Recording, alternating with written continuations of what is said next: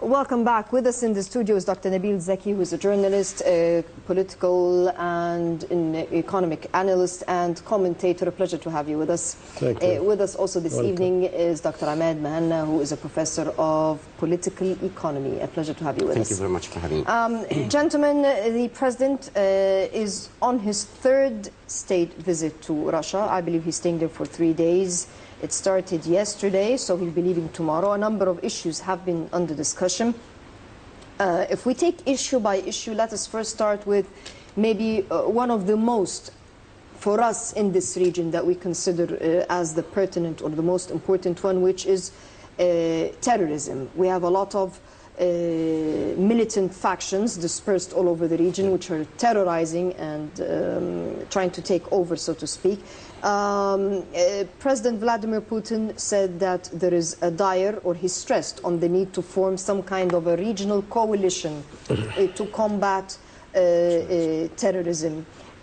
How do you see this, Dr. Nabil?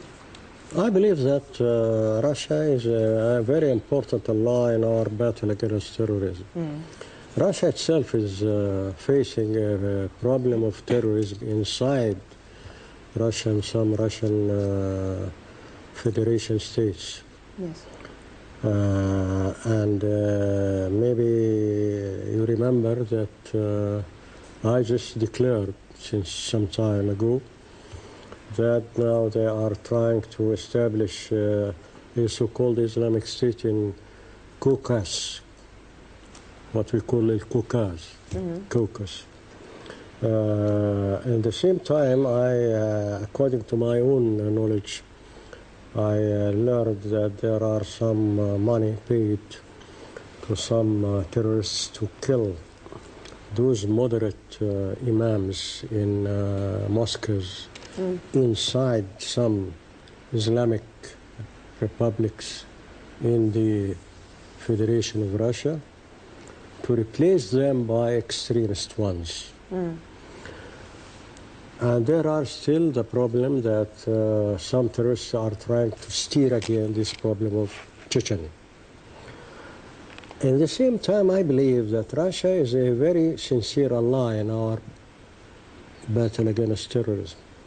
They want to eradicate terrorism in the whole world because they believe that such terrorism are encouraged and supported by some colonialist and some imperialist states who try to use them to gain influence in some regions in the world.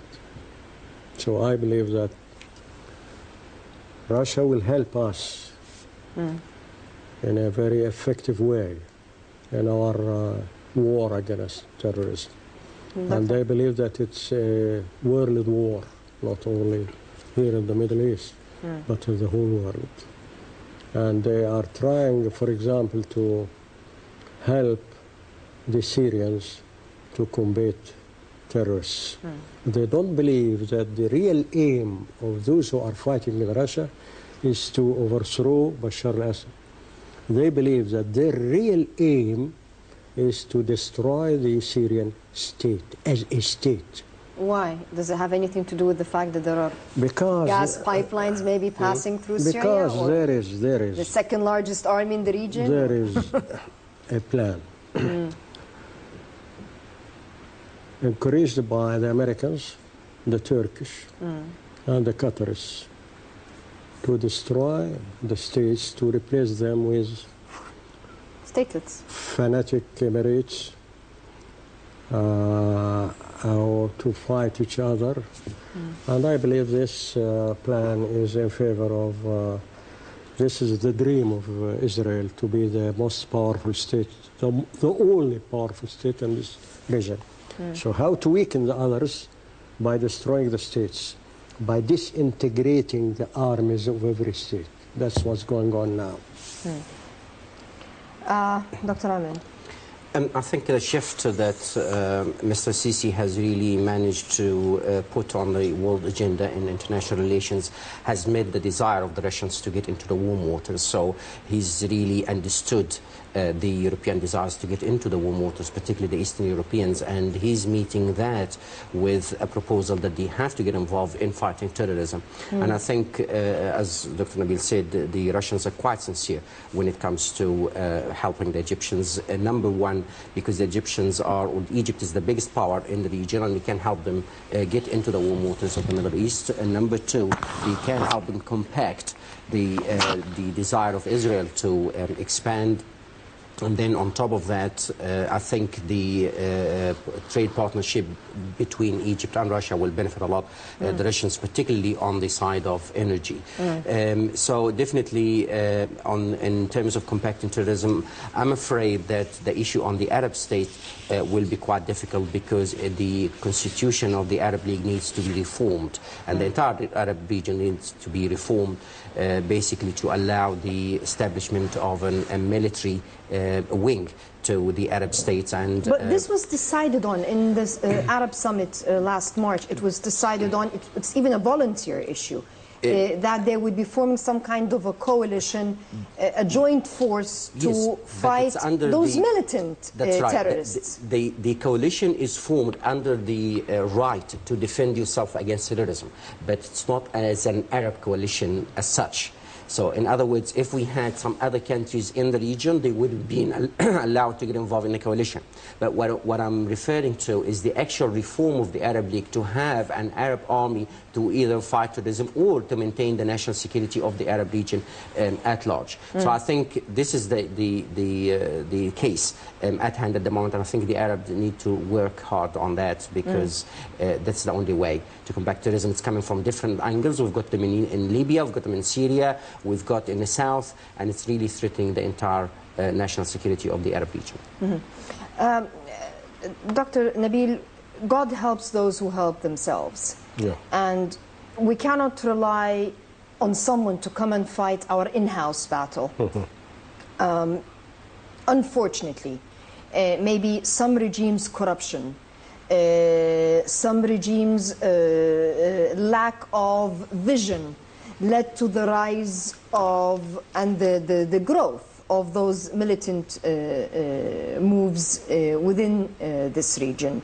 It's all part of a plan. This is what we call the fourth generation war. It was orchestrated. It has been carried out since the early 80s, and it's been there. I don't want to say there was ignorance, but there was carelessness, to put it diplomatically.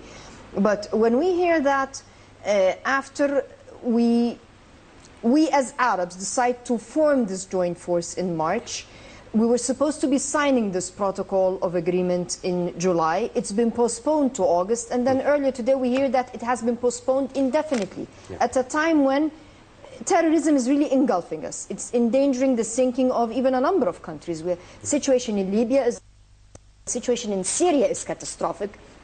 In Yemen, it is catastrophic. I mean, and it's moving into Saudi Arabia. Now and the even Gulf. Lebanon started, and for God's sake, don't tell me some garbage instigated all of this fuss. Yet, where is the political will? And when will the political will surface to counter a war to divide us and to destroy us? No political will at all. I'm sorry to say it, but if we go back, for example, to our relations with Russia, to the visit of our president to Russia, here we can speak about similarity of point of views, or let us say some unified attitudes concerning main problems. For example, we and Russia are in favor of multipolar world. We and Russia are against terrorism everywhere. We and Russia are against the absolute single hegemony of one state on the affairs of the world. We and Russia agree that no power in the world can dare to interfere in our internal affairs. So I believe that this, what we can call a unified point of view. But come to the Arabs. Now there are some Arabs who consider that maybe Al-Qaeda organization is helpful nowadays, either in Syria or in other places. Some of them believe that it's better to launch a fight against the Shiites, the Sunni Shiite fight. So where is the, what you call, unified will, political will?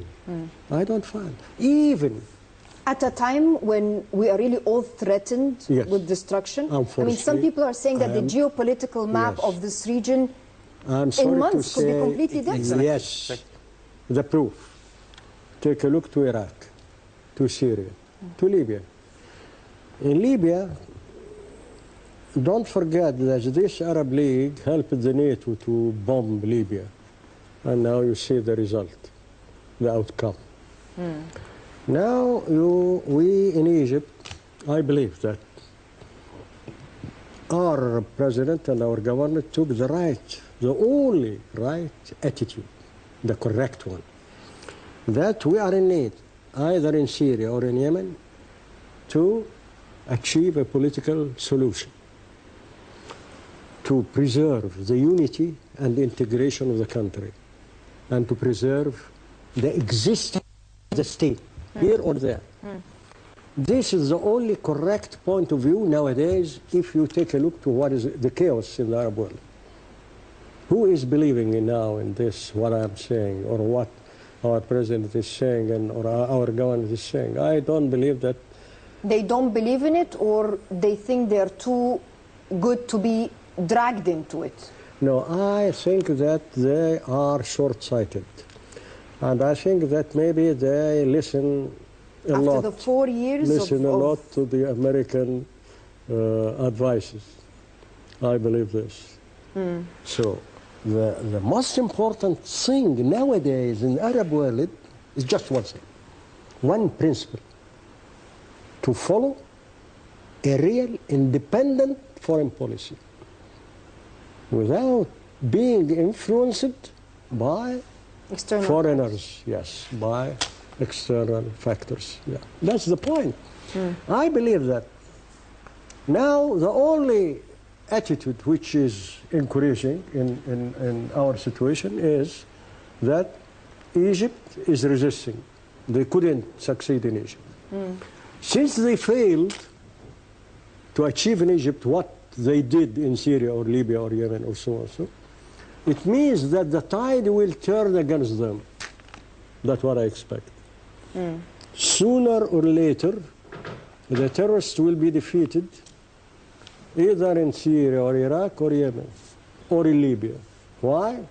Because day after day, the Arab peoples, generally speaking, start to recognize how important it is to have or to enjoy unity of action, to enjoy a common point of view, a common attitudes against our enemies. Now those who are trying to make the price of petrol lower and lower, it's not in the benefit of the Arabs, as you know.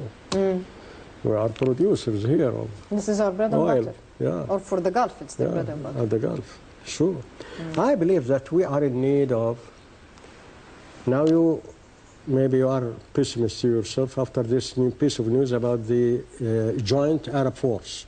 Because the timing, I mean, the Russian leader says we need the coalition, and then But the Arab League announces it has been postponed indefinitely. I believe that Egypt can do many things, even On its own? yes. So, yeah.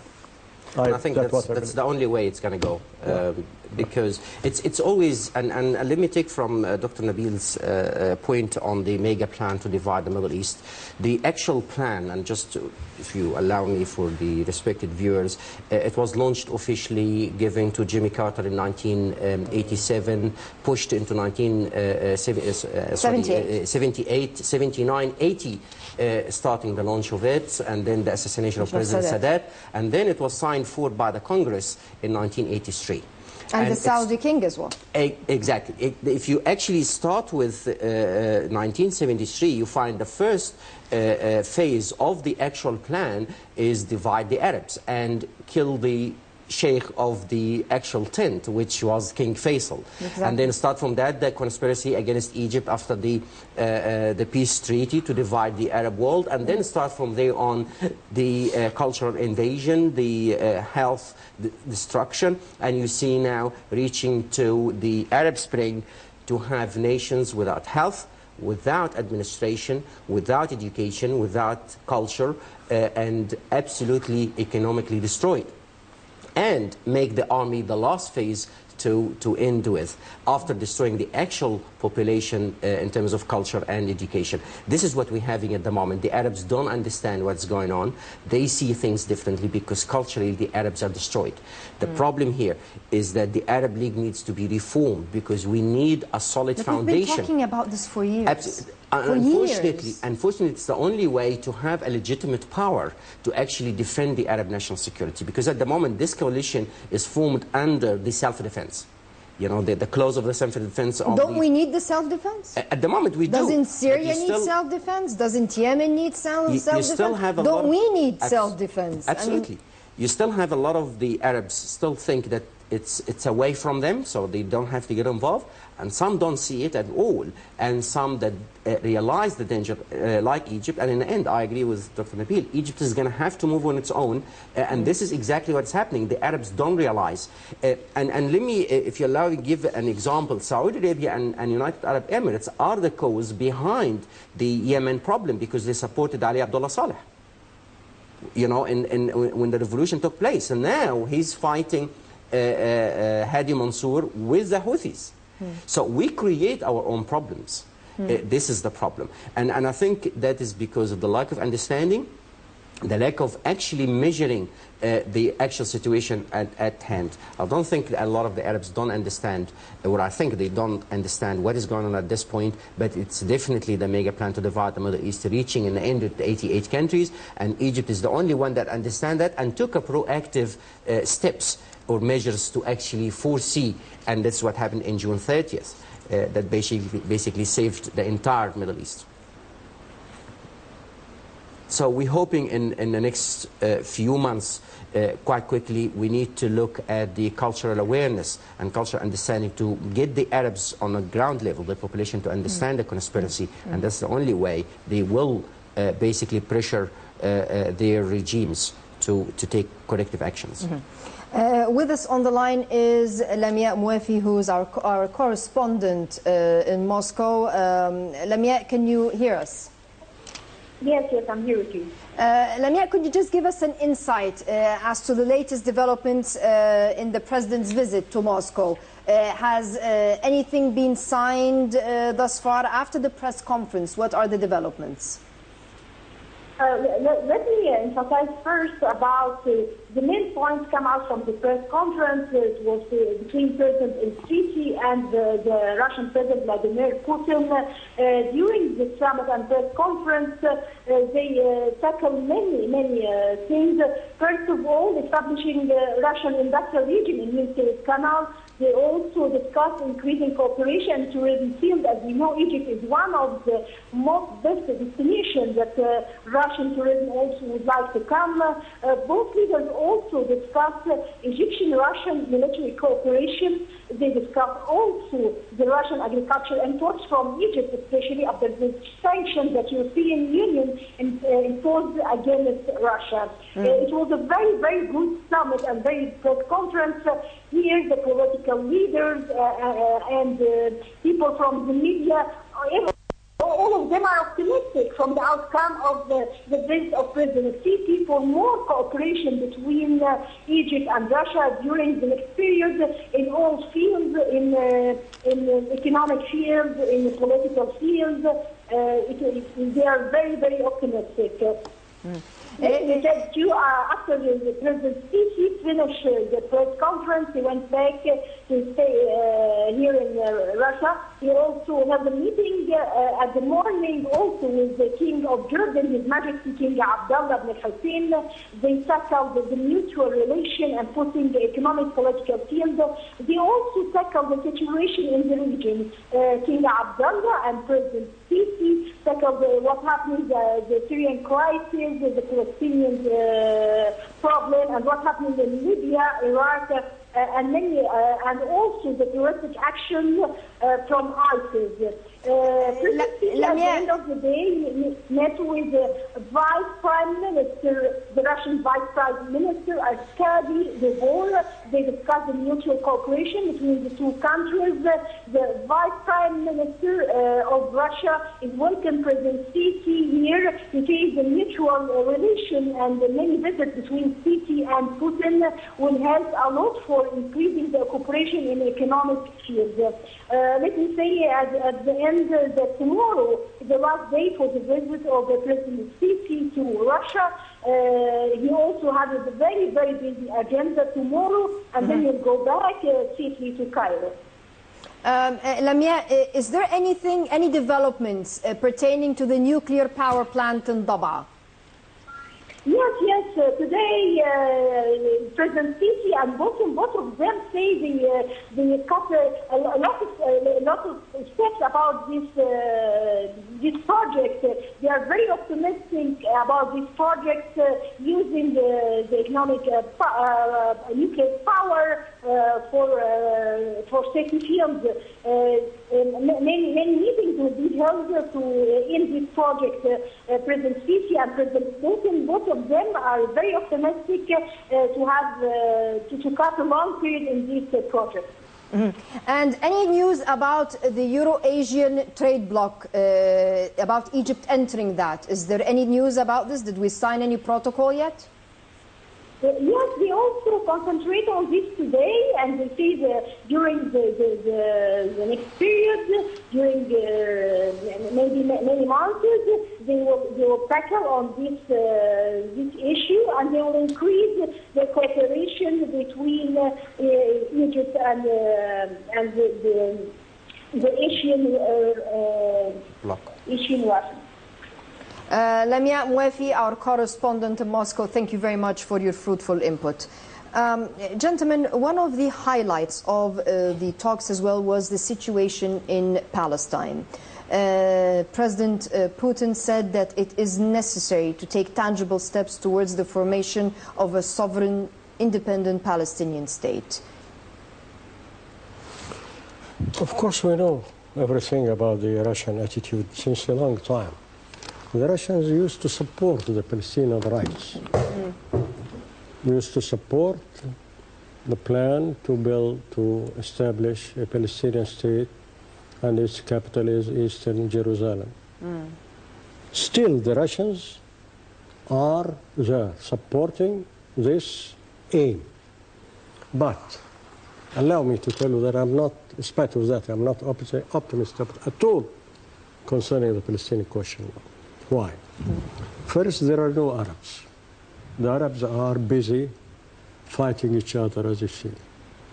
And there are those who pretend that they are the Islamists and they are the heirs of the Khalifa and so on, sabotaging the whole Arab world.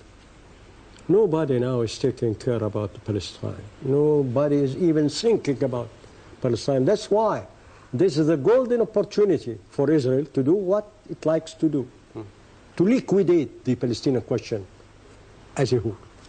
Second, because I believe that the strategy of, in spite of that, I respect the man, Mahmoud Abbas, the president, but indeed he followed the following strategy. No armed struggle against Israel, but to negotiate. Peaceful. All right. My reply is what is Haj Shamir, the ex-premier, the late ex-premier, said once. He said that I'm ready to negotiate with the Palestinians for another 20, 30 years, but I will not give them anything. That's what's going on. More than 20 years of negotiations, the outcome is a big zero. Nothing. No, it's more settlements. More settlements. You cannot say big zero. Big big zero for us. For us, yeah. But more settlements for them. I mean, big zero for us, of course. But for Israel, always gaining. Every day, occupying more and more land. Anyway, so I'm not optimist about the Palestinians. I'm optimist about other things you mentioned now in your discussion with your correspondent. For example, I'm optimist that the Russians will renew many of the industries and factories which they helped us to build in the 50s and 60s. Yes. Second, concerning the Daba site, nuclear site. And they will help us to enter the nuclear age, peacefully, of course. Third, they will support what I expect.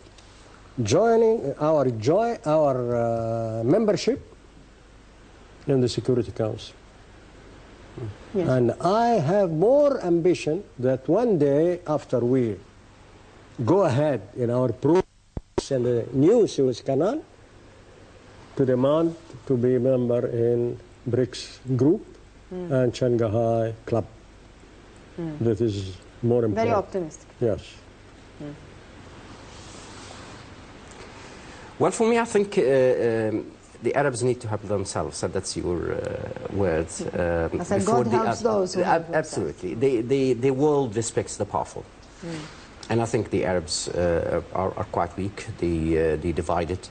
The agenda that is actually discussing at the moment, it's totally outdated. People are fighting for a tent and fighting for a piece of land and fighting for an ideology that the world has just passed by 500 years. But have they not created those we are in a state superficial ideologies for us to be busy with, and then they develop, and we're sitting there fighting? We will talk about that. But the problem is our own understanding. We are in the same phase of the Middle Ages where the church was leading Europe, and the revolution against the church was exactly the same thing that we're going through now. We're fighting for nothing, absolutely nothing.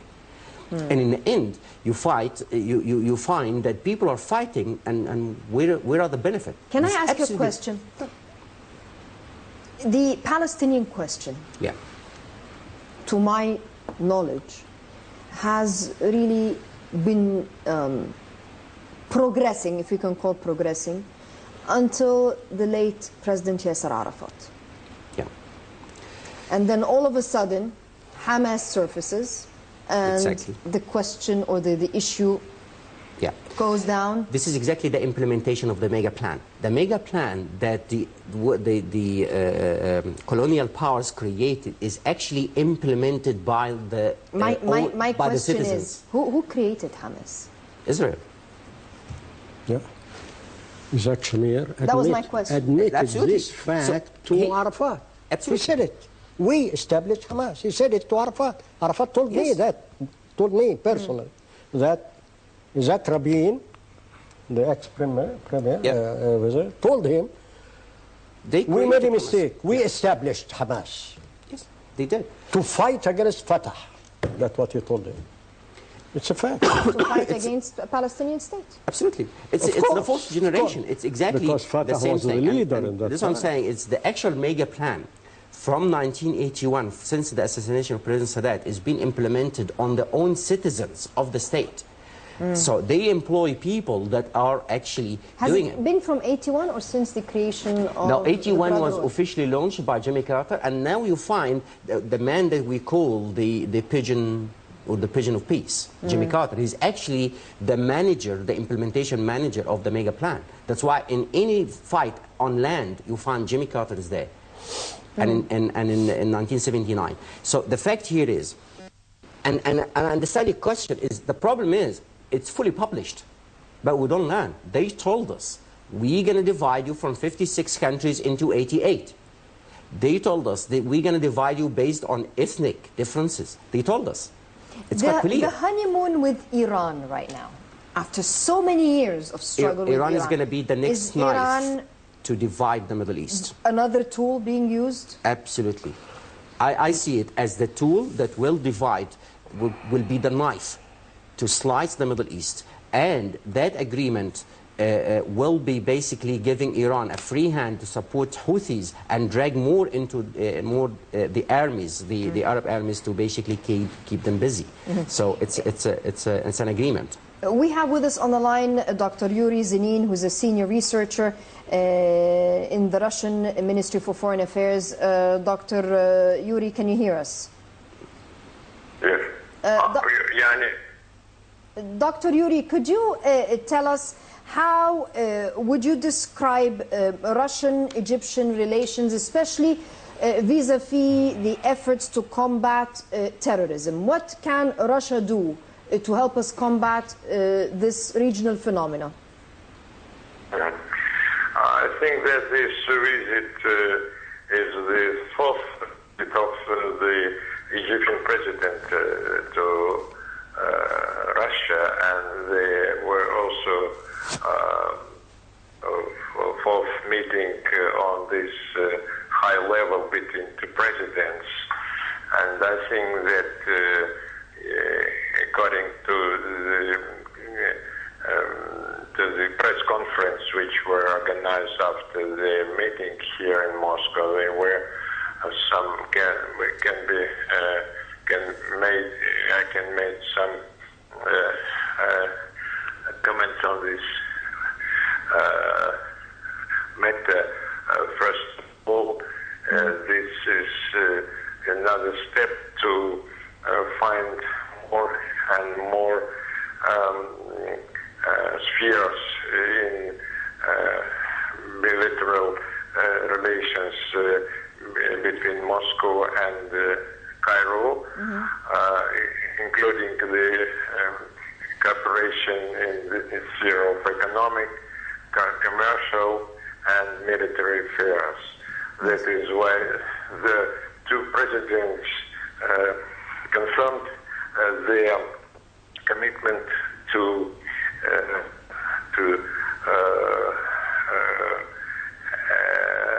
move forward on this way and to fulfill some contracts and some affairs which were recorded earlier.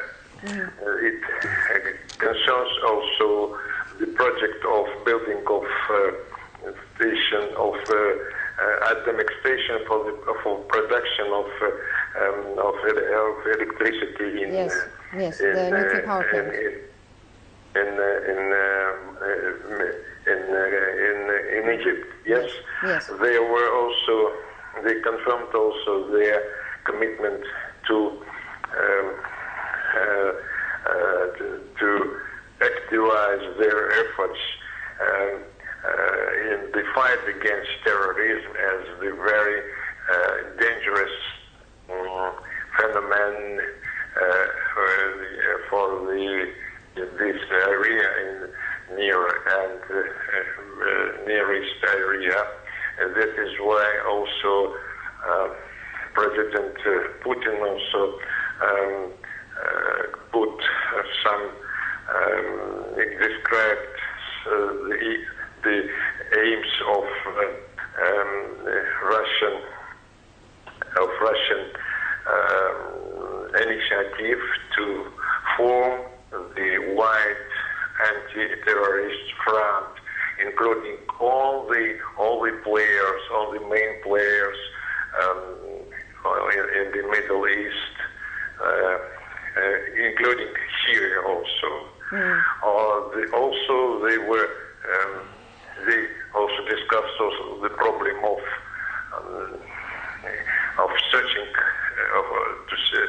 searching and finding the political solution for the crisis in Syria in order to put an end to the violent struggle and the civil war which we are watching now in Syria. So Russia also gives a lot of attention to this matter. Russia has met and has invited recently several delegations of Syrian oppositions, and Russia is going to propose also the conference Geneva third, maybe in the nearest future.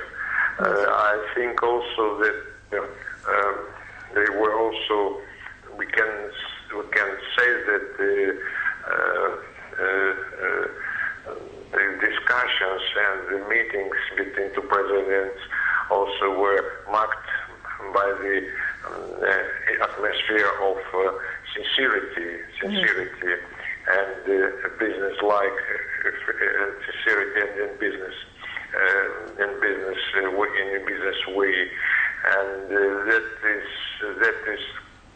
it can be said that the two sides will continue their way to coordinate the politics in this region.